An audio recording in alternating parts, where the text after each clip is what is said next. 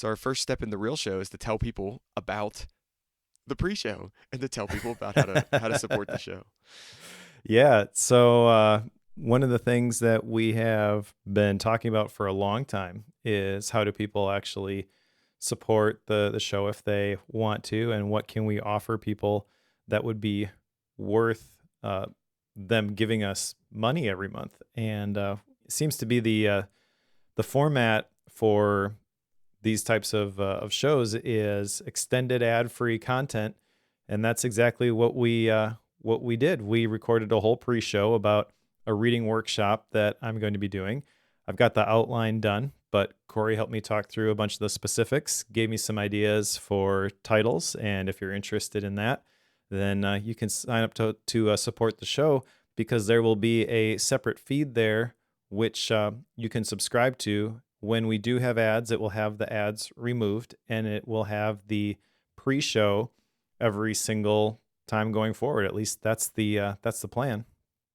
Yeah, so just to kind of recap everything one more time, right? We're going to do added content. We're going to strip, you'll have an access to a separate feed that strips away any ads that we sell. What else was there, Mike? I should have had it There's pulled up. a bootleg, which maybe that's not the right term. We're stealing it from ATP, but essentially, what I'm going to do is when we record these, we do a Zoom backup recording, and I will take that Zoom backup recording and I will throw it up unedited into a bootleg feed. And there'll be two separate feeds that you'll get when you subscribe for $7 a month. Does Patreon have a yearly option, or is it just monthly? They don't. They just have a monthly option. Okay, so you'll pay $7 a month, and then you'll get access to those a couple additional feeds. The one which has the pre-show and the removal of the ads, that one will go through the editing process, and that one will probably be available the night before the actual episode in the main feed goes live. But the bootleg, we record these about 2 weeks in advance now, which is actually kind of nice from an editing perspective. Since my son does the editing, we got some time to go back and forth and fix things if we need to. That's right. But that one will be uploaded basically when the show is done. Now, I realize no one knows about this support the show option as we record this one, so I probably won't put this one up just yet. But there'll be two separate feeds that you could subscribe to if you want to do that. And more importantly, you will be supporting the show. You can make sure that Bookworm continues to exist, which is important to me. And I'm excited to have something that we can offer people, because people have been asking about this for a while. Yeah, I'm excited too. There was one more thing that I thought about. I was like, I know there's one more thing. The bookworm wallpaper. So Yes. there's a really cool bookworm wallpaper, really high res, and hopefully you all are interested in that. And if you are, we'd appreciate it very much. Yes, the link will be in the show notes if you want to sign up, and we're going to use Patreon. So it'll be simple. That's where you'll go to get your feeds, and they'll handle all of the payment processing, things like that. You have issues, you can contact Patreon directly. They're a merchant of record. We don't have to collect taxes, yada, yada, yada. So that will be in the show notes. I'll also have a link to the reading workshop that I mentioned. Cory was kind enough to talk through a lot of that stuff with me for the pre-show. So 15-20 minutes about the science of reading and how all this stuff comes together. If you're interested in finding out more about what's in that workshop and the kind of behind the scenes process, as I'm still figuring out what is the format going to look like. There's that in the pro show. Thinking it's going to be about 2 hours long, maybe a little bit longer, and it's going to be $49. I basically want to give you an entire online video course worth of content in a couple of hours, with the goal of helping people establish a reading habit, find better books to read, develop a better process for reading so that you can take those ideas and insights and actually use them to create something new. Pretty ambitious goal, I think, for 2 hours, but we'll make it happen. Well, and you've got a good plan. So yeah, it's good. It's gonna be I think it's gonna be a fun couple hours to get better at reading and thinking about reading. Awesome. All right. Well, we should probably get into today's book. And this is one that I have been excited to talk about for a very long time. I think I pre-ordered this in October or November of last year. It's been quite a while. Have And you I have read been, every Cal Newport book? oh yeah, for sure. Okay, Actually, I no, thought so. I don't think I have, because he had one like how to be a straight A student. Yeah. And I was not a student at that point, so I didn't read those. But all of the major publications, I'll say. So let's see, there was Deep Work, So Good They Can't Ignore You, Digital Minimalism, A World Without Email. I think those are the big ones. Like if you go to his webpage and under the books section, that's what's gonna be there. And he's one of my favorite authors. So I look forward to anything that he writes. I'm a big fan of the Deep Life podcast. And I think he's been talking there about a lot of the ideas that he expounds in this book for a long time, which actually, let's just talk about the book itself. The book is Slow Productivity, The Lost Art of Accomplishment Without Burnout. And I feel like this is a very timely book. The subject is very needed right now. And obviously I'm biased. I mean, I co-host a podcast called Focused, where the tagline is life is more than cranking widgets. So I think you already know that I'm going to align with this and it's going to resonate with me. However, I will say that because I never miss an episode now of the Deep Life podcast, I feel like he actually went a lot deeper there than he did in this book, which was a little bit surprising just by the way that he was talking about it, because it was always like, oh, and this is going to be in the books, you know? So in the podcast, he's basically talking, he doesn't say it this way, I don't think, but kind of like, if you want to go deeper, get the book. And in the book, essentially what I got was stuff that he actually went a lot deeper in the podcast, if that makes sense. See, that's really interesting. We're going to have a good conversation about this because I've listened to essentially none of those podcasts. So this is the first time a lot of this stuff was being presented to me, and I'm intrigued to hear our conversation, or like to talk about this today. This will be fun. Yeah. So this is in terms of like the structure, it's a fairly simple book. There is an introduction. There's two parts. Part one is foundations, and there are two chapters there: the rise and fall of pseudo-productivity and a slower alternative. And then there is part two, which has three chapters: do fewer things, work at a natural pace, and obsess over quality.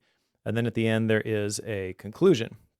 Now, what's interesting about these two different parts, you might think of this as like, well, they just kind of cut this book down the middle. Not so. The first part is, I don't know, 40, maybe 50 pages. And then the rest of it is part two. So part two is really where all of the meat is. And he probably could have gotten away with a single chapter in part one, which was basically just the rise and fall of the pseudo productivity and introducing the concepts before diving into the specifics of the three parts of his slow productivity model. But yeah, it's interesting. Probably the most of the discussion will happen in 3, 4, and 5. So we'll move fairly quickly, I think, through the beginning here. But it's a standard Cal Newport book, so it's very heavily researched. There's lots of great stories, and he makes lots of maybe controversial statements about what people should do. But he's so smart that you can't really argue with him when he says, "Don't check your email." Yeah, one of the things that got me with this one is, compared to a lot of the books, the format was very different. So you just described the way it broke down part one, part two, and then the 5 different chapters. But it did not feel at all formulaic. Like it felt much more like, I have a story to tell. There are these parts in this story, and this is the way I'm going to tell the story, as opposed to chapter 1, part A, part B, part C, chapter 2, part A, part B, part C, like, which I liked a lot more because it didn't feel as artificial. It didn't feel as made up. It was like, listen, he's just going to tell us the story he wants to tell us, and then we get to evaluate it at the end of what we got out of it and how we liked that. It felt less publisher driven, if you will, and more like, I'm just going to write this book. And maybe it's because it's his 9th book or whatever it is that his publisher trusts him now at this point to craft that. But I appreciated that part of it. Yeah, that's interesting because the cover itself, I remember him talking about this on his podcast about how they wanted something totally different for the cover, and he fought for this picture of the cabin on top of the mountain range with the path, it's going up through the forest. And like he got this picture, and that's specifically what he wanted. And they were throwing out a whole bunch of other ideas, and I forget the podcast episode specifically, but he and his producer Jesse were kind of making fun of it. It's like, oh, what we really need is like a turtle holding a smartphone, all that kind of stuff. But I share that just to say, like, he obviously had a little bit more say with this one, and that's an example of that. When you write so many books, I think probably they do give you a little bit more leverage. And I think that with this one specifically, it seems like he's really going hard on the promotional tour. I know he's like traveling all over the place to do these video podcasts. He was actually on the Focus podcast a while back. We reached out to him when this book came out, but I think we are too small for current Cal, unfortunately. Yeah, it happens, I guess. Yeah, but he's recording video podcasts with Noah Kagan and Ali Abdaal, and I don't know who else is on his circuit. He's in Austin currently as we record this, recording video podcasts. So that was part of the deal too, was he's been developing this audience, and so he recognizes I have this asset, so I'll leverage this, but in return you let me do what I want with this one. Yeah. All right, so we ready to get into the introduction? Let's do it. Okay. So the introduction is just a real brief section at the beginning where he introduces the story of John McPhee, which in literary style is also kind of how he ends the book. John McPhee, I didn't jot down everything from this story because if you're going to try to capture the details of every interesting story Cal Newport says, you'll basically be rewriting the book. Mm-hmm. So kind of what I jotted down with this was John McPhee was he needed to get this breakthrough, and he got it while he was laying on his back on the picnic table in his backyard. And the point there basically that Cal is making is that these inspirations and the revelations, the things that really move the needle and are significant and important, they tend not to happen when we are nose to the grindstone, just working real hard on stuff, which again, I'm biased here. I actually have in my notes as a talking point here, life is more than cranking widgets, right? Yep. That's the whole basis of the Focus podcast. And we just recorded episode 200 of that, and I was kind of talking to David about that. Did a little bit of navel gazing, right? And we talked about how we're 200 episodes in. Is that enough? Like, have we said everything we want to say about this? And we both feel like, no, It's actually more important now than it was all those episodes ago when I took over for Jason Snell and we rebranded the show. We feel more strongly that people need to hear this message right now. And Cal, I think, kind of agrees. He mentions a couple different books that were kind of, sort of on this topic that were released during the pandemic. And I jotted all these down. 4,000 Weeks by Oliver Burkeman. I've actually read that one. That one is really good. I agree. But also Laziness Does Not Exist by Devin Price, Can't Even by Anne Helen Peterson, and Do Nothing by Celeste Headley. I'd never heard of these books. I'm probably going to end up buying these, though, because I just like this topic and want to find out more about what other people are saying about this. So we are the ideal audience for this book. You realize that because you're a solopreneur, right? And I am an academic, right? So therefore, if anybody has more control over what they do and thinking about the way they are productive, it's us. What I thought was interesting in this first section is I started to reflect on the work I do. I've been trained through it as a systems engineer and an industrial and systems engineer. Is he brings that up about productivity. The idea of thinking about productivity came from industry and manufacturing and the government and like the Department of Defense and things like that. And it doesn't really apply to knowledge work, or it struggles to apply to knowledge work. And I was like, oh, that's actually a really interesting perspective that is, as you said, more relevant now than ever, because more of the jobs are going towards knowledge work, and the jobs that are being replaced tend to be the more rote operational. Can we automate this in some way? not those knowledge work jobs. So I like the way he starts out the book. And he does define slow productivity in the introduction, right? So he breaks it down into three different areas: do fewer things, work at a natural pace, and obsess over quality. So he hits this, I mean, many times in the book, and there's different sections of the book that are dedicated to these things.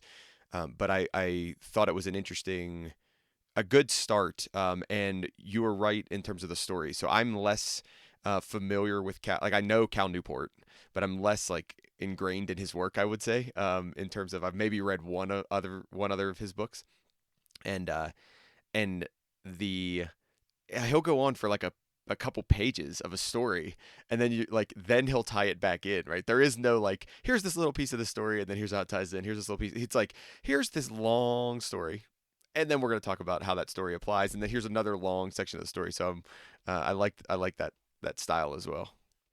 Yeah. The whole idea of slow productivity, we'll unpack that when we get to part two. But there's another thing that you kind of touched on in this section, which is really the jumping off point for chapter one. So let's go there. Chapter one is in part one, foundations, and chapter one is the rise and fall of pseudo productivity. And this is at the heart of the knowledge workers, which you were kind of alluding to in the introduction, because knowledge workers are exhausted, and Cal uses some examples of talking to his audience, feedback that he got during COVID. And I remember I was with Blanc Media at the time, and being in one of those focus course sessions and having somebody say, I am just barely hanging on because I have this job and all of my managers and supervisors think this is great. We can do everything virtually. But what they don't realize is that they're monopolizing my time for 8 hours during these meetings where they're talking about the work. Then they get to go home. Yeah. But I still have to do all of my work. And then everything else is harder because we have to do everything from home. And I'm married and I have a family. Uh-huh. And so like I'm working 16 hours a day and I still can't keep up. And that's kind of what he's talking about here. Knowledge workers are exhausted. The whole system is broken. And I would like to think that progress has been made since then. The key point that he's talking about in the whole book here is that good work doesn't require that increased busyness, doesn't require the increased effort. You just got to think about how we're actually going to be doing the work. And then that term pseudo productivity, that is the real meat of this chapter one, which is the use of visible activity as a primary means of approximating actual productive effort. So this isn't just looking over your shoulder, oh, I see that you're working right now. When you apply this concept to knowledge work and virtual work environments, this is a recipe for disaster, because the only way you can see that somebody is there doing something, well, I guess there's a couple different ways. One, he didn't really talk about here, but email and Slack were the big ones because they created this culture where people signal their busyness, and this leads to more of the day talking about work instead of doing the work. And I've been in those instances where it's like, oh, well, your Slack bubble is green, so I'm going to send you this message, and I assume that you're going to get back to me within 30 seconds. Otherwise, I'm going to walk over to your office and see why you haven't responded to me. So those two things. But then I also heard about there are some companies that will actually use Zoom, and people will log in at the beginning of their shift. So they turn the audio off, but you've got a visual of all the people in your workforce, so you can see them at their computer. And I heard a story about one person who was only given, I think it's like 10 minutes every so often as you can take a bathroom break, and they're like, the minute you step away, the timer starts. Like, that is miserable. I would last about 13 seconds in that job. Like, Me there's too. no way. I just couldn't do it. I have very little patience for people telling me what to do, especially when I think it's stupid. Yeah. Well, and so this performative activity they brought up that phrase performative activity in this section and in the intro. And I really like that idea of basically like we're trying to look like we're working. Like we're not necessarily doing actually good work or any work at all. We're just trying to look like we're working, and that's one of those pseudo productivity challenges. I really like when he starts talking about the interview he did with Davenport. And the quote here, and I'm just going to read the quote because I love it so much. In most cases, people don't measure the productivity of knowledge workers. And when we do it in silly ways, like how many papers do they produce, or regardless of quality. And I like that they acknowledge like the field from a knowledge worker productivity standpoint is really not very good. And it was a couple years before the book release. So, you think 22, 23 is when he's interviewing this individual. So that's a really insightful argument for me, especially somebody who works in a similar space. And I'm like, yeah, they have no idea like how to measure my productivity every day. The best way we can do it is outputs, and like what are the number of outputs I produce. And when I look at the things that I report in my portfolio every so many years, it's the number of outputs. It's this, I did this, I accomplished this, I did this thing. And it's very much not a how long did it take you to do that? Why did it take you that long to do that? Like, was it even any quality? Like, can we guarantee quality on it, or anything like that? I like that a lot. Then you tie into the thing you mentioned at the very end. We went with Zoom at mine. Well, I'm not a fan of email, right? Because I think email is a way for people to inject things into my world. And I understand I have to use email, and there's a good record keeping mechanism there. But now we introduced Zoom chat. So what it did primarily for me is, yes, it gave me a faster way to interact with people. So I don't have to send an email and then wait for it. If it's like a quick couple minute thing, I can do it that way, which I like that aspect of it. But the thing I don't like is now I have another place to check, right? So are we sending this message on Zoom, or are we sending this message via email, or why are we sending it in both places? And it's like, oh my gosh. So it gets to this whole, are we being more productive, or are we just making more noise? And I know you talk in a lot of different ways about signal noise, right? In Yeah. your PKM and all that stuff. It's like, are we making more noise, or are we actually putting out signal? Because I'm looking for signal. Tell me exactly what I need to know, when I need to know it. Don't give me noise, or else I'm just not going to pay attention to it.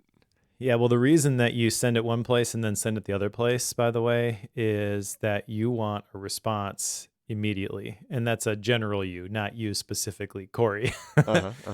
But the reason that you, again, the general you will want to get an answer right away is simply because you don't trust the system. And so one of the things we did at the last day job is I created communication norms. So when you send me a message on Slack, the written assumption in the company handbook is that I am going to be doing deep work. I will take a scheduled break once in the morning, once in the afternoon. I don't know exactly when it's going to happen because it's going to be based off of my rhythm, but when I have a logical stopping point, that is when I will check my messages. And then I will get back to you. Okay, so you use Slack if you need something within 3 to 4 hours. Mm-hmm. If you need something quicker than, if you need something quicker than that, I kept pushing like, no, we have these regular weekly meetings. So whatever you want to talk about fits under one of these buckets. So put it on the agenda there and we'll talk about it there.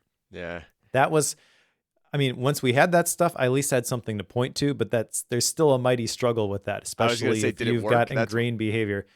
Yeah, for the most part, I think it did start to work, year and a half into it.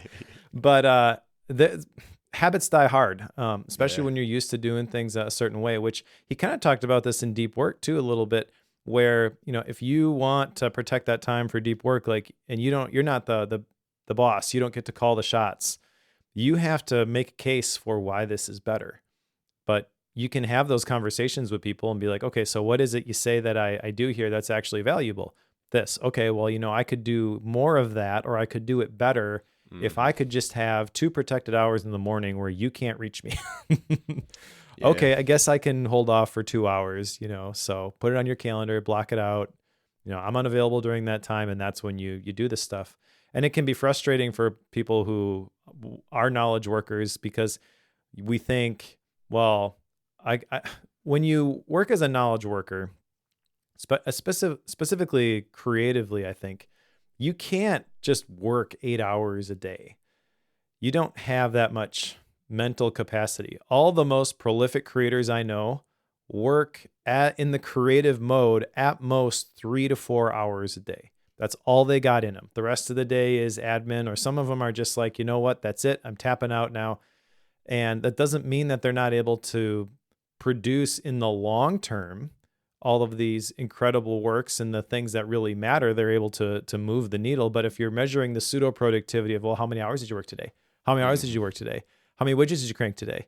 Like, it's not going to look that impressive. Yeah, and this ties into that. I've referenced this a couple different times, that diffuse learning. So when you're doing this type of work, you don't stop thinking about it. You just don't necessarily focus on it for that period of time. And when when you say they're doing their creative work for 3 hours or whatever it is, a day, but like the whole time they're doing that admin, there's things floating around in the back of their head. And this is why, like, I'm a big fan of, you always have to have some quick capture mechanism right beside you. So a Yeah. notebook or, drafts or something, like, you have to have some sort of quick capture mechanism, because when you do creative work and you do knowledge work like this, you never know when it's going to pop in, and you want to get that down as fast as you can and then get back to whatever you were doing, and then dedicate some time later on when you have that focused time to really unpack that and really work through that. I mean, you said with your reading workshop, like, oh, I worked on this for like a day, just solid. I was thinking about this for a day, which ties into principles that we're going to talk about from Cal a little bit later, Yeah. which I like a lot. So I'm good to move to chapter 2 now. All right. So one other thing I want to mention here, because you kind of hit on, like, you need that time where you're just kind of brewing on these things and you're not actively working on them. There's a concept that I came across, which is pretty fascinating. You know who Richard Feynman is? Mm-hmm. Okay. So he has this thing he talks about, his 12 favorite problems. I'm not familiar with these, so. Okay, so basically it's a list of 12 problems that he wants to kind of unpack in his subconscious. So he has a list that he brings with him, and I actually put this inside of Obsidian. David and I recorded a focused episode about this. And it's essentially 12 things that you don't have the answers to. And just by writing them down and carrying them with you and occasionally looking at them, you're priming the pump for those insights to come in the moments where you least expect them, that you were talking about. And it's just kind of like you're loading it up in your mental RAM, and that is enough.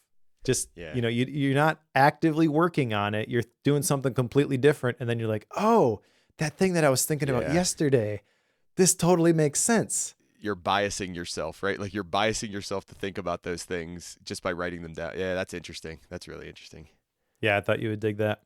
All right. So chapter 2 is a slower alternative. And this one is basically him marketing the idea of slow productivity across different arenas, different markets. Like, one of the things he talks about is Slow Food, which is this restaurant started by Carlo Petrini, which was in response to these negative feelings about a McDonald's opening up in this historic neighborhood in Rome. And basically the whole thing that people were upset about was this idea of fast food, because fast food kind of implies cheap food. Yeah. So there was a little bit of an uprising. And so in this same plaza, basically, was my understanding of the story, there's this person who provided an appealing alternative to this fast food, which is time tested from these cultural innovations. It's kind of like the right thing at the right place, right time. But this slow food is like, we're going to source all these ingredients locally, and they say it right when you walk in. If you want fast food, go somewhere else.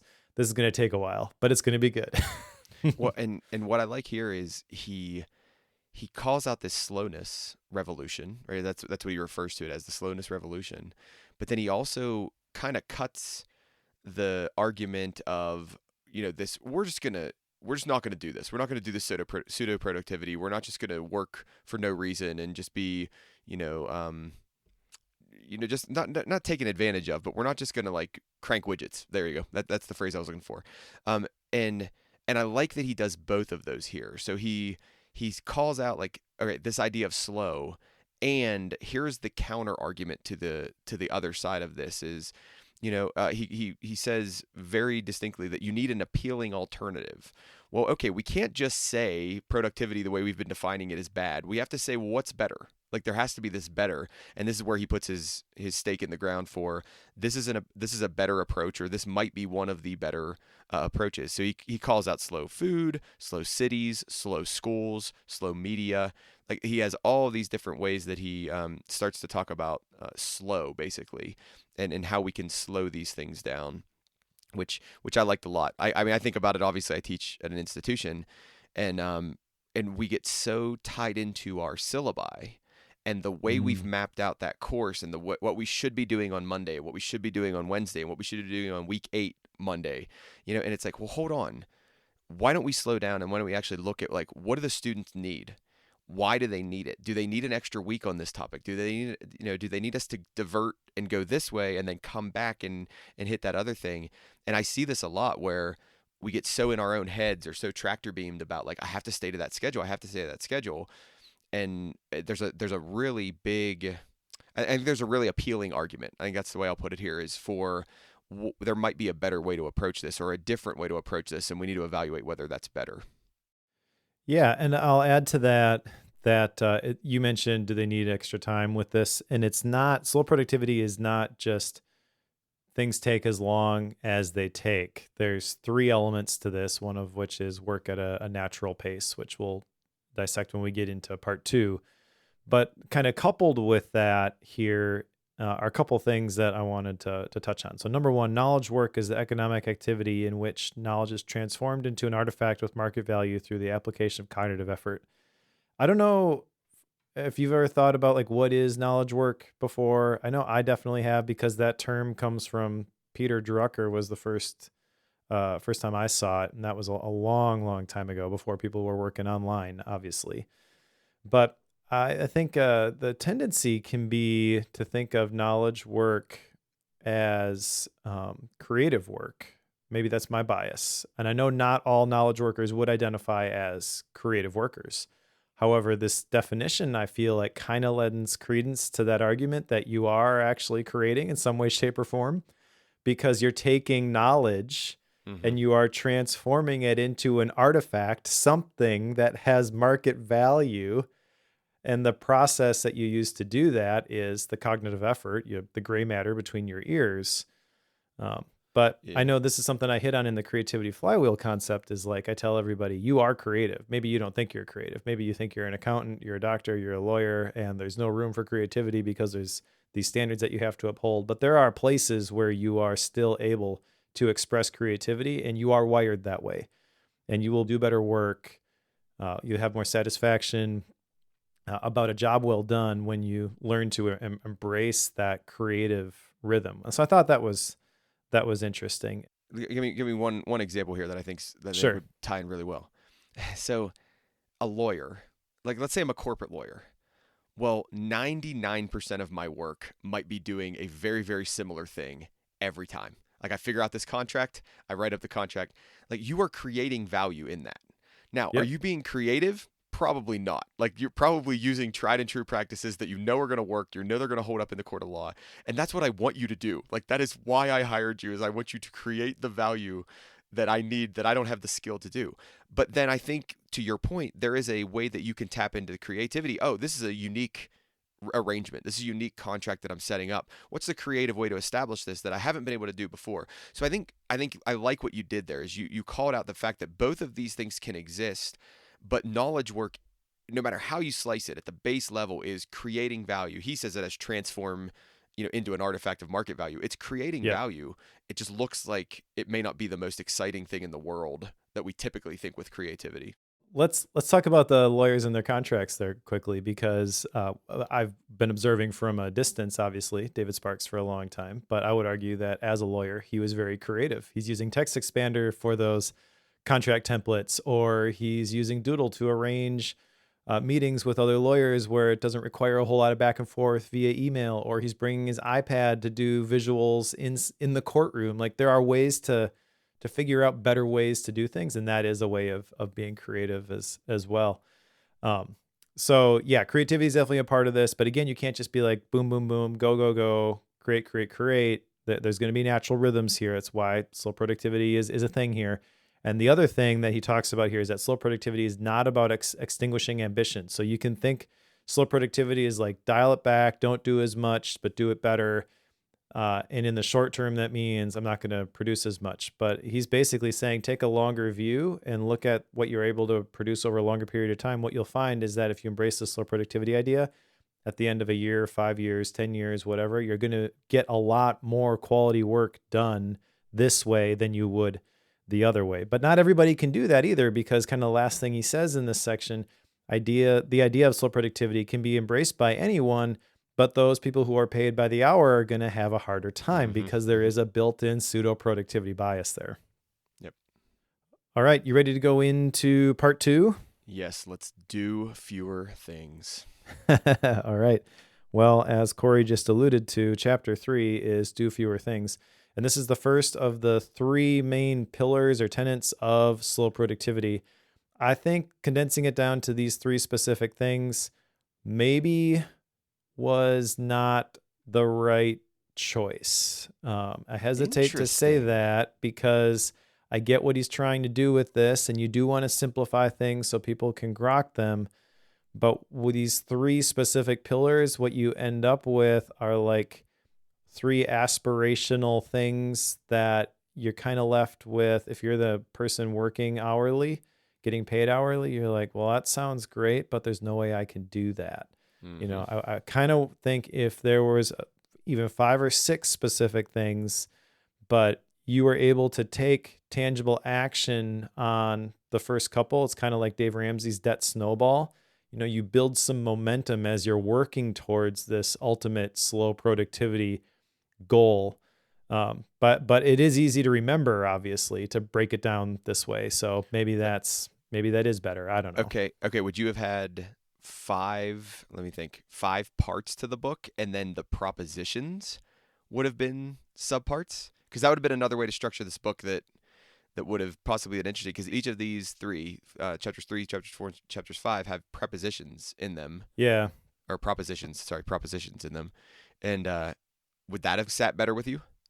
I don't know. I mean, okay. I don't know that it necessarily sits better one way or the other, but I do, having gone through it now, like if you're overwhelmed and you're trying to figure out where do I even start with this, kind of what he does in these chapters is he introduces the concept of do fewer things, and then he gives you a whole bunch of tactics as ways that you could potentially do this. Maybe that is the better way to do it. Okay, so just for this example, do fewer things means strive to reduce your obligations to the point where you can easily imagine accomplishing them with time to spare. Leverage this reduced load to more fully embrace and advance a small number of projects that matter most. That sounds very pie in the sky aspirational.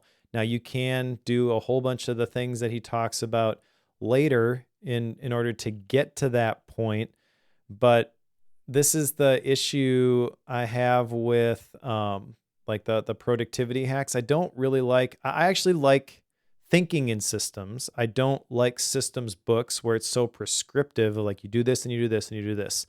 But this feels like it's sort of left up to you to figure this out. And as somebody who's coming to this, who's potentially overwhelmed, you want someone to show you the path. You want a guide. And basically what the guide is saying, like, well, here's a menu. Why don't you see what looks good on this? And you're like, but I've never tried any of this stuff. Yeah. So like I have to do a whole bunch of experimentation now. So if I were to pick one thing as like, this is the thing that you really got to be chewing on if you're going to try to do fewer things, it would be this pull versus push idea that he talks about at the end of this chapter, actually. Okay. So just to unpack that a little bit, you know, you've got an email client, you can have pull or push, where push notifications, as soon as the message comes in, it's pushed in your face. Hey, you should be thinking about this right now.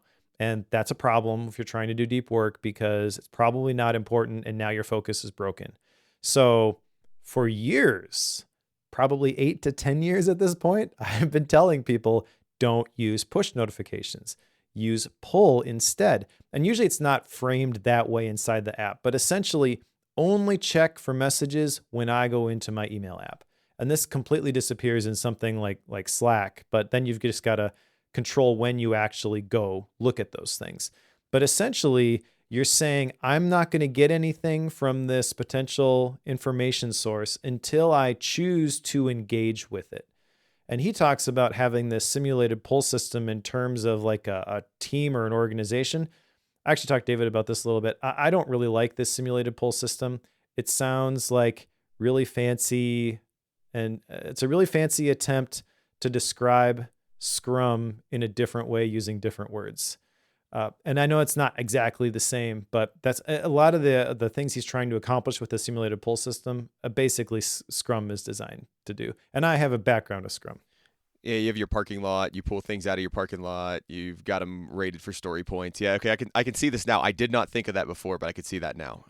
Okay, cool. Yeah, because like the whole idea of Scrum when it's implemented well is that as a team, we're trying to ship this stuff by a specific time. And the only stuff that really matters is the stuff that we ship. And I think if you were to ask Cal, he would say, yeah, that is true. It doesn't matter if you do a little bit here, a little bit there. Like, what did you actually accomplish? The published artifact, what is that? And so that's what Scrum is optimizing for. And in with any system, there's opportunities to use it for nefarious purposes and just continue to try to squeeze more and more work out of people. But when you implement it well, it gets the whole team working together in terms of producing the artifacts. So yeah, the thing that gets me about the pull push system that he describes there is this works if you have the ability to actually dictate to other people that they need to use this. So if you're in a situation with like everybody's on the same field, I mean, people coming back to you and just being like, no, I'm not going to do that. Like, what do you do then? Like, you can't, like you're going to get into like a little bit of a battle with them because you're going to say, you're going to say, I want all this information, or go to this spreadsheet and add this to my list. And they're going to be like, no. And then you're going to be like, well, then I'm not going to do it. And they're going to be like, well, I'm not going to fill out your form. Right. And you're just going to go like in this song and dance back and forth. But if I'm like I could do this with my students. And I could say, students, if you want to meet with me, you go to this thing, you fill out this form, it tells me all the information I need to know, and then I will tell you when it's time for us to meet. But I have power in that situation, right? Like, yeah, and not everybody's in that same part. That's what from a personal usage standpoint, this sounds great. From an actually interacting with other people while I'm using this, it does not sound so good. That was my big rub with the pull push.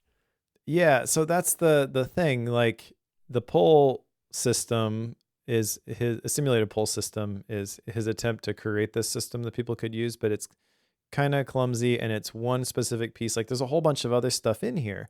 He talks about, for example, having office hours, which I think is a genius suggestion, which, he's got an academic background, so that's where he credits the idea, but apply this in a professional setting. I think this makes a ton of sense. There's lots of stuff that you can do with some of the things that he has talked about here, but it feels like a lot in a 50-page chapter or whatever this is. Like, basic marketing, tell them what you're going to tell them what you told them. Like there's no opportunity for that because there's so much here.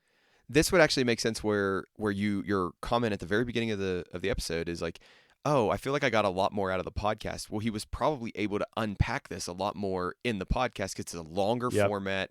He's speaking a little bit more extemporaneously, that actually makes a lot of sense why you felt like this was limited. The book was limited, but the podcast was more, not valuable, but you know what I mean? Well, I will say valuable because there's one thing here specifically, like limit significant commitments in your professional life. And he talks about your overarching mission, your ongoing projects, and your daily goals. I remember him talking in the podcast. This is actually where I got the idea for the PKM stack, because he was talking about the deep life stack. And those things are from that deep life stack, but he never talks about the deep life stack in this book. So maybe he's saving that for the next book. I don't know. Yeah. But yeah, so there's definitely like big ideas that he talks about currently that aren't included here. And then the way that these tie together, just, I don't know. It's not the polished Cal presentation that I was expecting, I guess. Okay. It feels very much like, here's a buffet, pick whatever you want. But the idea of slow productivity, I mean, the first section of building up to this point was, you really got to nail this. And then it's like, oh, yeah, just try a bunch of stuff. Yeah. It feels weird. Yeah. So there's a couple things I want to call out before we move on. So he gives 3 approaches to do less: limit strategies, limit projects, limit daily goals. In his limit strategies, he's basically saying like you got to figure out what's your, like you would call it your life theme, right? Like what's your Mm-hmm. life purpose, what's your mission, what's your focus, what's your goal. That's good. Where I think this becomes an issue is I think there's going to be people that are going to read this book going, I don't know what that is, right? Like Yeah. I have Yeah, no exactly. clue, right? And that's where I would say, well, you know what you need to do? You need to go do Mike Schmitz's life theme cohort, right? Like, but it's if you haven't thought about that, like right there, you immediately go, oh man, like what do I do? So then we go into limit projects, and what I liked about the projects thing is, it's his term for any work initiative that cannot be completed in a single session. Okay, cool. So now we've got an idea for a project. Like it's a longer term thing. It's going to take multiple sessions. Okay, we've got this idea for it. I like the generality of that. I could pick holes. You know, I could kind of shoot holes in it, but it's like I like the generality of that for where we are. And then I really like this idea of at most one project per day. I don't know how realistic that is, but at the same time, I like that it's a hard boundary because this is probably personal. It's like one of the things I struggle with is I want to work on too many things in the course of a day, and then I find myself feeling lost. You know, I'll hit like noon or 1 o'clock in the afternoon, and I'm like, man, what should I work on next? Because I've been trying to bounce too much, and I haven't been laser focused on the thing I should be working on at that period of time or for that day. So, I to your point, I think there's good stuff in here. I just think maybe 50 pages didn't do it justice, you know, or the limited amount of time we had didn't do it justice. So I agree with you on that. And that is probably an unfair argument because I think Cal kind of views these books as like all fitting together. Like he's talked about the Deep Work trilogy before being Deep Work, A World Without Email, Digital Minimalism. And so I guess I'm just a little bit confused as to where this fits. Maybe this is the beginning of another trilogy and he gets into like the whole purpose and mission stuff in another book. I don't Yeah. know. That would make sense. Trying to glean as strategic as he sounds, I wouldn't be surprised if he has that plan of like, oh, here were these three that I wanted to do, and these were manageable chunks for me to do those in from a deep work standpoint. Here are the three for slow productivity. Here are the three for these other things. Yep. Yep. All right, let's go to Work at a Natural Pace. That is chapter 4. And this means don't rush your most important work. Allow it instead to unfold along a sustainable timeline with variations in intensity in settings conducive to brilliance. There's a lot in this. Mm-hmm. So, work at a natural pace. I feel like this could be broken apart as to essentially the big idea that he talks about at the beginning here is that time scale matters when you're defining productivity. And that is an idea, right? But then in the settings conducive to brilliance, this is all about environment. And this is a totally separate idea that Annie Murphy Paul does a great job unpacking in the extended mind. Okay. Can we hold off on the settings for right now? Can we stay above that, and then we'll make a hard transition into that later? Because there's a decent Sure. amount I want to say in the top part of this, right? He says the key tenet of slow productivity is this grand achievement built on the steady accumulation of modest results over time. Okay, so work at a natural pace. Like we think about this project, we think about this goal, we think about this thing, and we want to achieve it, you know, quickly. And he's like, hold on, slow down, slowly accumulate, right, over time, and then eventually you'll notice. And this is, I actually stopped writing down examples here. I had been writing down like the stories he would tell, so I don't remember at all what stories he told in this chapter. But it's like he gave a quite a few examples of like people who slowly did work, and then next thing you know, at the end of their life, it was this big major accomplishment and this major achievement. Was this the proof chapter? I can't remember, but there's one where he talks I about a guy solving. remember he talks about Isaac Newton, but this is more related to the environment because Isaac Newton is known for like the apple falling on his head. Yeah. Right. But then that happened at his summer cottage where he was taking a break from the busyness of his day to day. So, Yep. One of the things that I struggle with this chapter is, you know, in his proposition to take longer, allow the main project to develop and grow as it needs to. Okay, in an ideal world, I can do this. But in a world with deadlines, I can't do this. Like I can't just let the main project just exist. Like if I was completely financially independent, if I didn't have any other responsibilities, sure, I could do all this stuff. But I can't just like have this ethereal grand project that like just lives in just floats around, and I make progress on it in these small little chunks. And I don't know how to balance that. Like honestly, like I know I'm laughing kind of as I say this, but I really don't know how to balance that. Like there are these ideas and there are these goals, projects, if you will, that I want to do. I need a little bit more structure on those. I need a little bit more on what does that look like. Yes, I understand that the counter to that, so the other side of that is me being so focused on the minutia, or what he would call pseudo productivity, that I'm actually not making any progress on it because I'm doing these tiny little things that aren't hitting it, or I've got so much pressure and so much stress and so much anxiety that I get in my own way of making progress on the big project. So I get the main point. The main point is be a little more free, open up a little bit more, let this unfold the way it's going to unfold.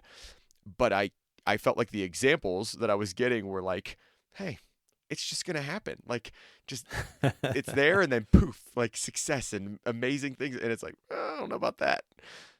Oh man, I'm not quite sure how to respond to this because I understand your point. I understand Cal's point. I would argue that when you have a good system, then yes, poof, magically the results can appear. Like let's just use creativity as an example.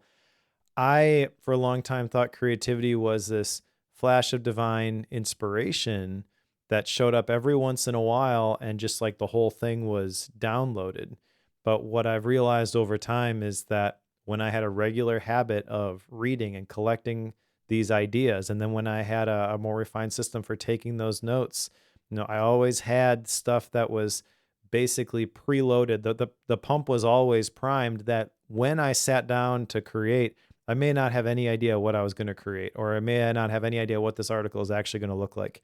But because I had done all the previous work, and it wasn't in association with this specific project, but because I had primed the pump, when I sat down to do that creative work, there was something there that I could draw from. And it wasn't like this stuff is in this specific folder waiting for me. It's kind of, if you would have told me 5 minutes before I sit down at the keyboard, what are you going to write about? I'd be like, I don't know. But I know that in an hour, I'll have 1,500 words because I know they're going to come. Okay. Because I have already been thinking about these things, and I don't know how they connect. I didn't decide that ahead of time, but that's the whole idea with the flywheel. Going back to the very beginning with the writing workshop thing, the rules of flywheels is that they're harder to get them going than a pump is, specifically at the beginning. But once you get them going, each rotation becomes easier, and each rotation produces more output.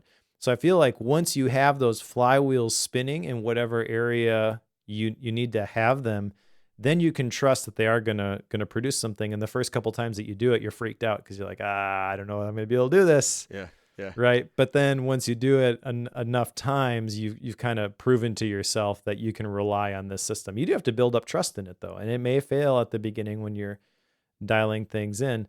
But I also think there's situations where you're assigned a project by someone that you have no input in, and they're like, get this thing done in the next 3 months. And you're like, well, this isn't the best version of this, but here you go. So I think there's a balance here between producing the absolute best version of something, which we're going to talk about in the next chapter, and obsessing over the quality. And this is good enough, and I'm just going to get this out there. Yeah, and I should give Cal credit where credit's due, because he does in this section add a section that's called concrete steps, right? So he says, okay, here are the concrete steps for this. So okay, I maybe forgot that, and I got a little carried away. But yes, this is the fun part of this chapter for me. I'm ready to talk about setting, because this one. Or do you want to do seasonality first? I don't even know. I mean, so seasonality is basically rhythms is how I would define it. Yeah, because he talks about small seasonality, like no meeting Mondays, and I'm like, that's not seasonality, that's rhythms, but whatever. But and you do this though. So the work in cycles, right? You do it with your retreats, where you'll have an extended period of time and then you'll retreat, and then you'll have an extended period of time and you'll have a retreat. I think about like Gray, CGP Gray, right, where he goes on writing, retreats, and it's like, boom, I'm just completely focused on this thing, and then taking time off, or whatever it might be. So I think there's something here. You just have to figure out what it works for your life and your family. For me, as an academic who runs a traditional academic schedule, I get this over Christmas break, and then I get this over the summer where everything changes, right? Like, so my entire Yeah. schedule changes, the entire structure changes, and I can tell you, for me, it's very healthy. Like, I like that a lot. It's a good thing for me. Yeah. I mean, I don't know. There's a whole lot to be discussed potentially with this. Let me step back a bit. If I were writing this book and I'm championing the idea of slow productivity, I'm breaking it into 3 sections. And the introduction is, this is what slow productivity is. It's these 3 pillars. Each one of those sections has multiple chapters. Okay. So chapter 3, off the top of my head here, maybe we've got eliminating back and forth context switching. So eliminating, interruptions and things like that, which he basically talked about in deep work already. And then we've got saying no, and then we've got pull versus push, right? In this specific section, I think it's really clean because you've got essentially work at a natural pace. So kind of like slow down and then take breaks and then tune your environment. So the breaks in the environment for the retreats, those things come together for me because I get away. I've been using these getaway houses recently where you get out into the woods. There's no internet, no cell phone actually. And that's really effective. But these are like the critical components that you have to use when you are crafting this whole work at a natural pace idea. So I kind of want to just move on from that. Okay. All right. We can I make one tiny little comment? Yeah, go for it. The spaces, so the context of which you do work in, man, I don't know if I've resonated with anything anybody's written more in the lately, because I'm very much this way. If I'm in the wrong place trying to do a certain type of work, I may as well just stop. I mean, nothing is going to get done, and I can't explain it to you. Like, I've never been able to peg, like, this is exactly what's causing that. But if I just get in the wrong context, it's really, really bad. I mean, he gave some pretty dramatic examples of the person writing in the furnace factory and stuff like that. But it's like, I can tell you that coffee shops, I work really, really well in coffee shops, focused work in coffee shops, even though there's way more chaos there. If I'm at home, nope. I mean, it's really hard for me to do productive work at home because I hear the kids and I hear things going on and I see those things. So I really resonated with that last section in terms of the context and the setting.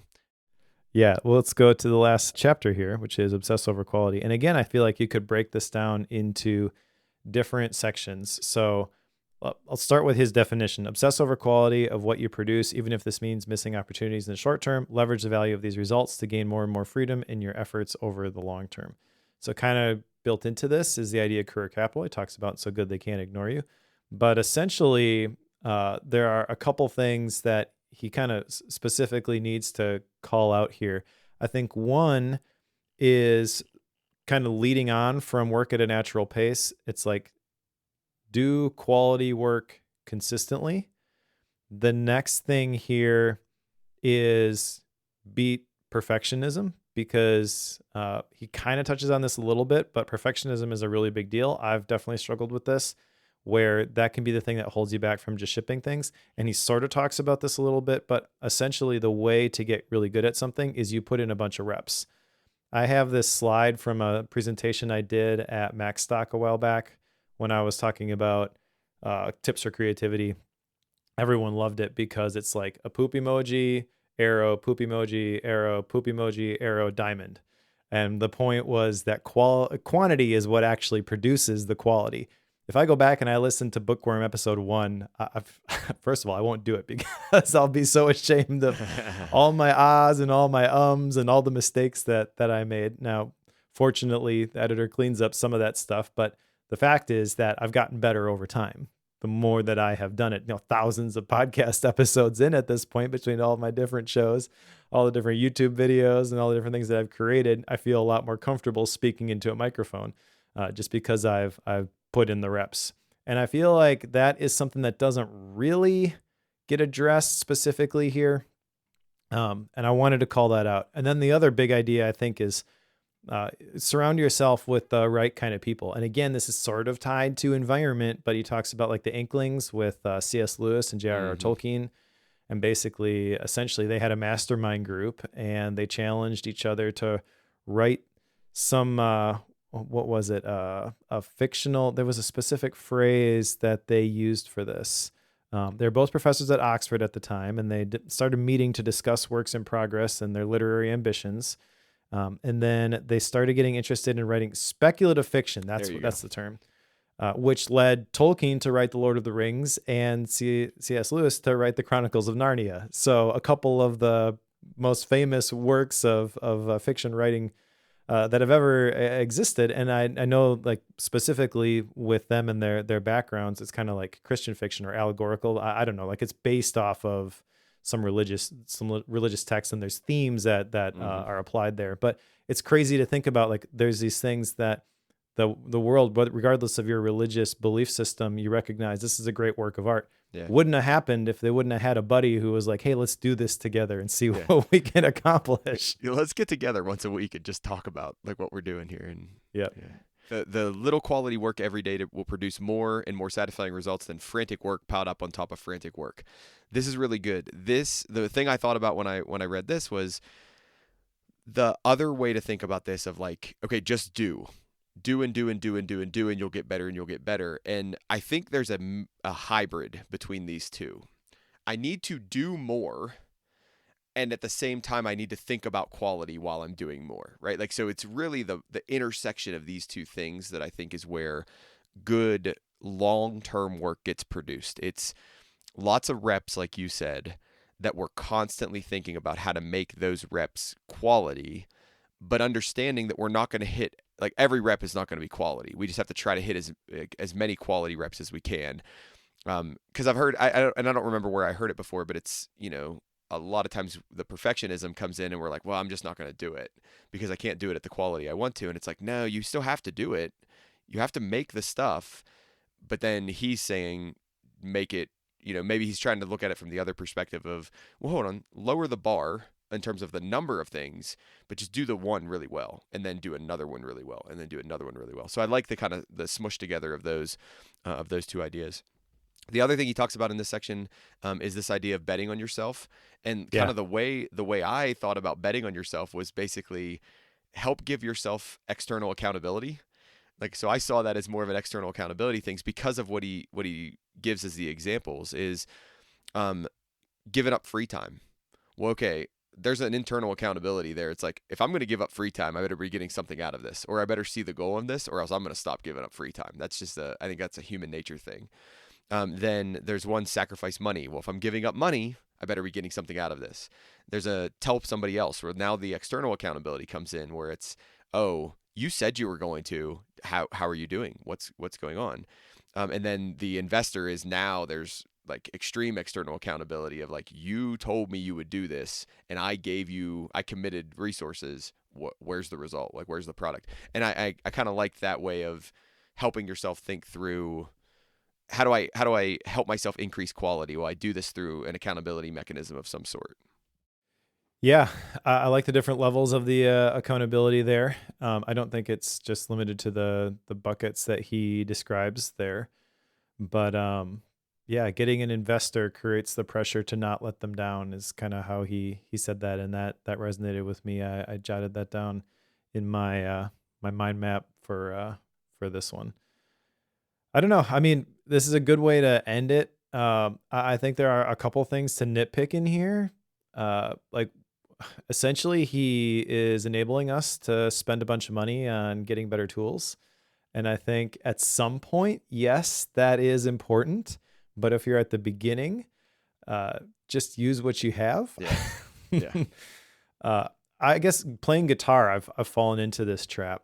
Like, I've got one hanging on the wall behind me as we record this. I would buy pedals, I would buy a new board, I would buy a new amp, I would buy a new guitar, and it sounds a little bit better. And then you get around somebody who is really skilled and they pick up your instrument and they play it and you're like, wow, that's actually what it's capable of. Oh, I guess I got to do the scales. Yeah. Yeah. Yep. So, Well, I like the phrase that he says kind of at the end of the book is, if you put a drop in a bucket every day, about 365 days, the bucket's going to have some water in it, right? And I was yep. like, man, Yep. that is a really good quote. That it's like, just do a little bit every day, and next thing you know, this thing has happened when you get to the end. I like that a lot. It's a good, in my mind, it's a good vision for not slow productivity, but it's just a good vision for moving forward with doing good work. Yep. That is a very good visual. I agree. All right. Let's go to the conclusion. The conclusion at the end of the book, basically just encouragement to go apply slow productivity. As I mentioned at the beginning, it does kind of have this poetic envelope here where he brings back John McPhee and talks about how slowing down is not just about protesting work. It's about finding a better way to do it. I think that's really important. He talks about the goals of the book, which in his words are to help as many people as possible free themselves from the dehumanizing grip of pseudo-productivity and introduce a coherent idea about how our cognitive work efforts should be organized and measured. And this is where I'm going to give him the benefit of the doubt. Like I've kind of mentioned, there's specific things with each of these chapters that I'm like, I don't really know if that works. I would have done a little bit differently. I understand that this is the beginning of the conversation. So if Cal were to come out and say, this is the system and these are the things that you do in this specific order, it's probably going to be wrong in 3 to 6 months.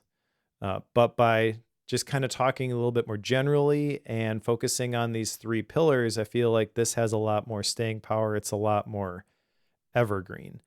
So used as a business card, essentially, this is a good way to do it. Yeah. Do you think this book gets written if COVID doesn't happen, if 2020 and the whole shift to Zoom and virtual work? Do you think this book gets written? I do. And the reason I say that is that there were a bunch of books that were released during the pandemic that weren't necessarily written during the pandemic. And that's what primed the pump for him. So one book specifically that I think does not get written without the pandemic is Digital Body Language by Erica Dewan. Okay. But so there are books that fall into that category. And that book I actually really liked a lot. And that was essentially like, how do you show empathy and actually have connect with people when you're having to do these virtual meetings as opposed to in-person meetings. But I think it's probably a little bit different without the pandemic. But I think the book still has a place because what's the right term for this? The pseudo productivity idea, like that's manifested for a long time. It manifests different ways during COVID, but this has always been an issue, and that's really what slow productivity is addressing. All right. Anything else about the book before we get into action items? Not from here. I'm ready to move. All right. So action items. I actually have a couple of them from this book. The first one is to create my autopilot schedule. This comes from chapter 3. We didn't really talk a lot about an autopilot schedule, but essentially it's this schedule where you don't have to think about what you're going to do when. And I don't think this means for me that I'm going to automate a whole bunch of things, but I'm going to automate the decision-making about when I'm going to do certain things. So I've kind of already been thinking about this. For example, I'm trying to make Mondays my light days because I'm at church all day on Sunday. I play on the worship team. Occasionally I'm involved with preaching, and there's always, church ministry things that need to happen on Sundays. So Mondays, I've been thinking for a long time, like, how can I make that an easier lift? And I think this autopilot schedule is basically the way to do it, where if I can prep the newsletter prior to Monday. So basically it's written, everything is there. It just needs me to actually go in and push the button because I don't like automatically scheduling these things. Yeah. that can be something that I do on Monday morning, but that's just, I'm reading through it one more time, making a few simple edits, and then I hit the button. And then the other thing with this, I think, is going to be using that newsletter to kind of build out the different social media posts and things that I'm going to have throughout the week. But it's basically like light stuff that really isn't all that taxing. It's more like a rest day, but I'm still doing a little bit of work, if that makes sense. No, that makes sense. That And, makes sense. and confining that to Mondays. And I think the other thing on Monday would be like if the YouTube video is completely edited and ready to be released, I'll upload that and actually publish that on a Monday as well. But then all of the writing and all of the meetings and all the podcast recordings, like all that stuff happens Tuesday through Friday and maybe even Saturday. And I just make Monday my weekend day. That's kind of what I'm thinking about there. But yeah, that's reasonable. So yeah, a lot of explanation there for create my autopilot schedule. No, it's good.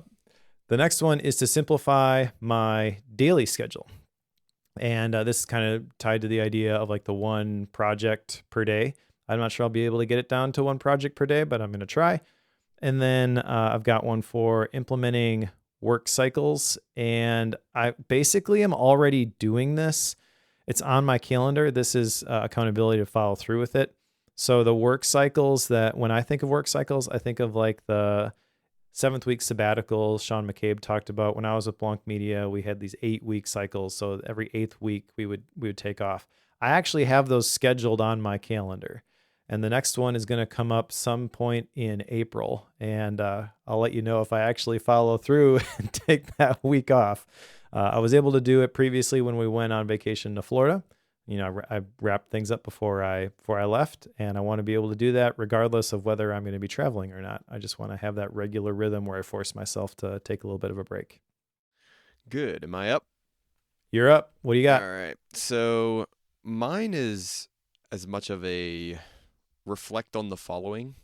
So it's like a multi-item reflection, I think is the way I'd call it.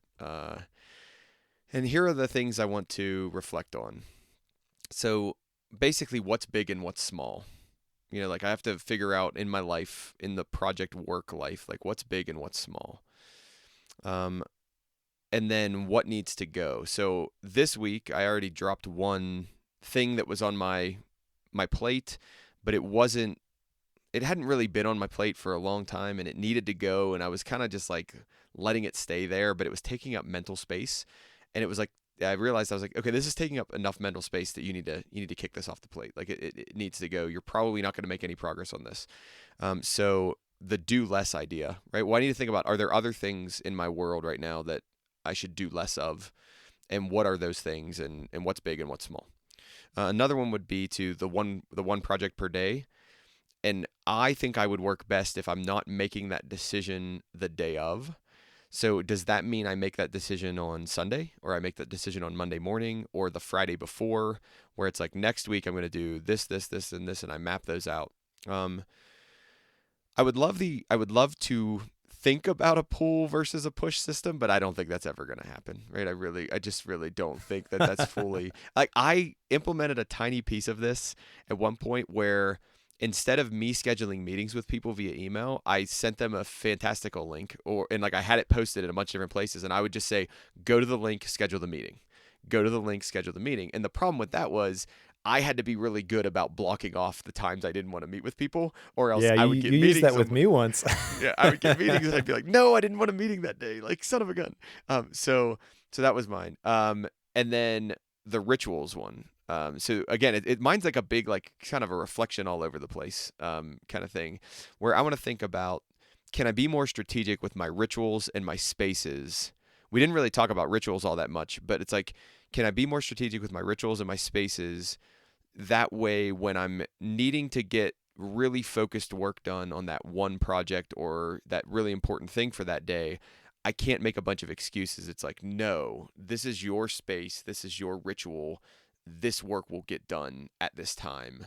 And I don't know if any of them are going to actually turn into anything, but like dedicating the time to think about them is, I think, step one. And that's what I want to do between now and next time we record. Yeah, I think that one is really good. Definitely worth thinking about that. Regarding you're kind of alluding to weekly planning when you were talking about the one project per day. Let's actually, I'll jot down the note here because this is actually going to get into style and rating. Okay, so I really like that approach where you are planning weekly, and then from that weekly plan, you make your daily plans. Cal has a term for this. Okay. He didn't talk about it in this book, I don't think, unless I missed it. All right. But it's called multi-scale planning. Multi-scale planning. Okay. And this is one of the things that he talked about in the podcast. And I was like, this is amazing. It's life-changing. I'm totally doing this. I did a YouTube video on how I do Cal Newport's multi-scale planning in Obsidian. That's literally the title of the video. Like, I'm giving him full credit for this idea. Okay. And essentially, you step back a little bit further. You think quarterly, weekly, and then daily. Okay. That's the cadence that he recommends, and that's very much in line with what I've been doing for a long time. But I've been slack on the weekly piece of it. Okay. And so I started doing that inside of Obsidian, and it's made a huge difference. Like, I really, really enjoy that. So how does this fit into style and rating? I wish he would have got into stuff like that in this book. Yeah. I there's like a big long list of things that I've heard him talk about in the last several months, and I'm like, where is it? Yeah. Now, because I've followed Cal for so long, he probably has the next book half written, and that's where it's going to be, right? So my initial reaction to this was, I'm a little bit disappointed because, and this is, I think, unfair, I went into this hearing what he was talking about every week on the podcast, and in my mind, I'm connecting all these dots, and I'm already, been preaching the similar messages for a long time. So I'm like, yeah, the Cal Newport version, the definitive life work, of everything Cal Newport has ever done, that's what this is going to be. And it's not. It's another great Cal Newport book about a very specific piece, and probably the first part of, 3 books that are going to speak to different aspects of this. And the more I think about that, the more I think that's probably the better approach. So this isn't exactly what I was looking for, but this is still a phenomenal book. Okay. All right. So if you listen to the whole episode up until this point, you'll probably be very surprised when I give this a 5-star rating. I am surprised that you've given this a 5-star rating. Okay. Well, that's because, I mentioned like there's specific things that you could argue, well, he doesn't really go deep on this, or the person in this situation is probably thinking like, how do I actually apply this? And Cal is practicing what he preaches here. I'm believing and saying like, well, just wait. Yeah. What does the next Cal Newport book look like? What does the one after that look like? Yeah. You can look back and you can see how there's a natural arc to everything that he writes. And I feel like I can see kind of where he's going with this. And I get maybe more excited about the stuff that's coming than the stuff that's here. But also when I get over the fact that, I was hoping there'd be multi-scale planning and the deep life stack and stuff like that. When I take the disappointment out, what is actually here is really, really good. Yeah. And it's really easy to read, and the stories are phenomenal. And I don't think there's a better researcher, maybe Ryan Holiday, I guess, in terms of like, I'm going to go do all this research and I'm going to actually write an engaging story. Like, Cal's one of the best.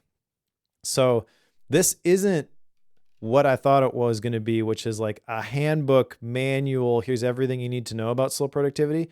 But if you think about where we're at culturally and what he's trying to do with this is the person who is not sold on this idea yet. Okay. Maybe they don't listen to the Focus podcast. Maybe this is the first time they've heard they've understood the idea of pseudo productivity. This book is going to help a ton of people. Yeah. It's going to help them start going down this intentional path.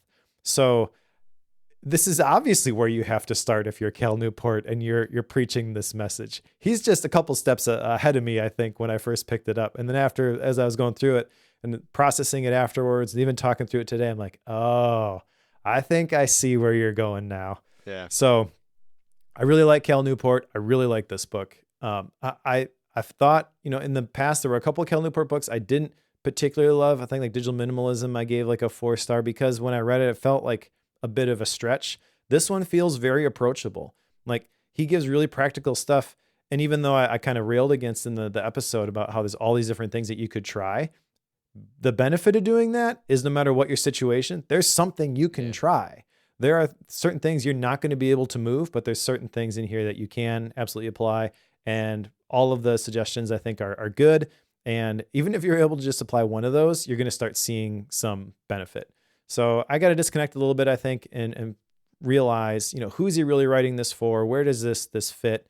And when you think about it that way, I mean, this is a really good one. Yeah. All right. So I did not have the expectations that you had coming into this. I didn't know he was writing another book. I had heard of some of his. What I'll say is, to put the rating first, mine's a 4. It's a 4-star.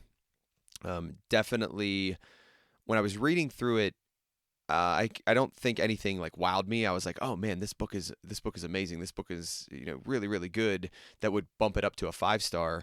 But like everything that was in there was solid. The way it was organized was solid. Would I have done maybe certain things differently? Sure, I would have. But you're always going to have that. That's nothing to knock a book on.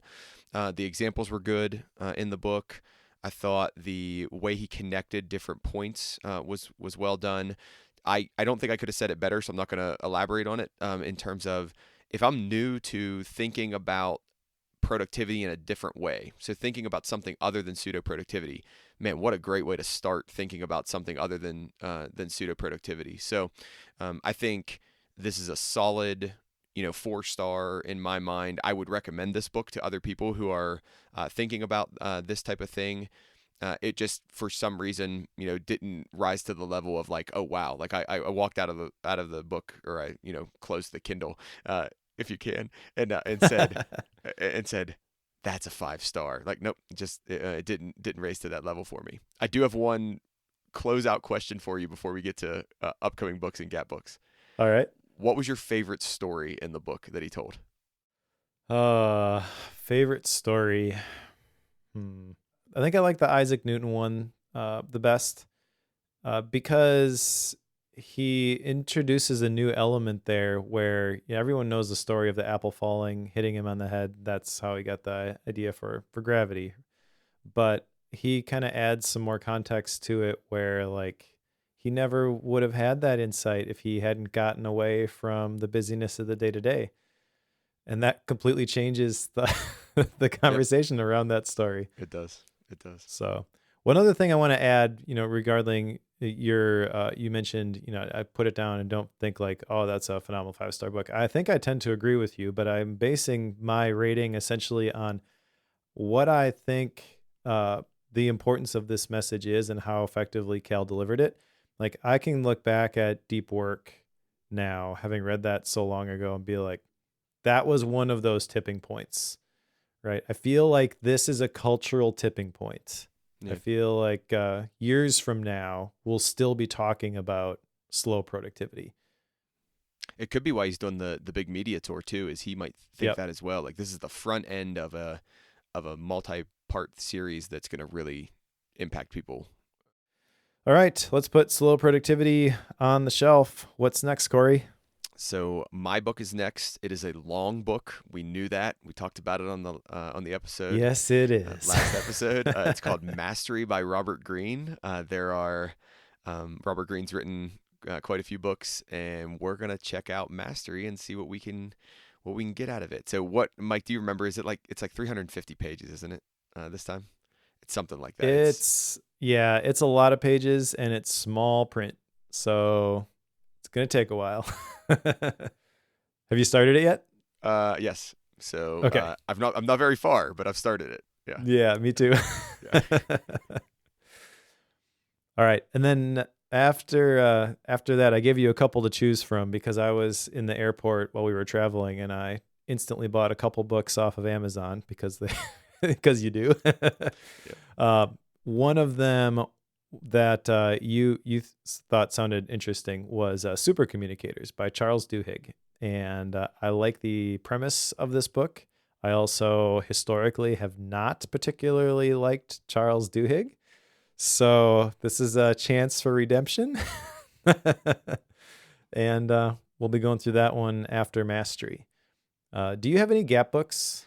So I don't know the way gap books are supposed to work, but I can tell you the way they're going to work for me is my gap book right now is it's called Every Good Endeavor by Tim Keller, and it's for a grant project that I'm working on. I mentioned it last time, and I'm still going to be working through that one. It's just going to be a slower gap book, and then especially when I give 350-page primary reading books, it's definitely going to be slower. How about you?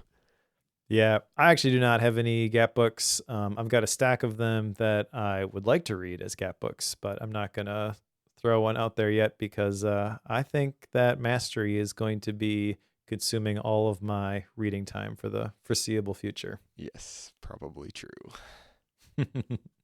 All right. Well, thanks everyone for listening. If you want to support the show, there is a link to do that now in the show notes. You'll get access to the pro feed, the bootleg feed, and a 4K wallpaper. If you're reading along with us, pick up Mastery by Robert Greene, and we will talk to you in a couple of weeks.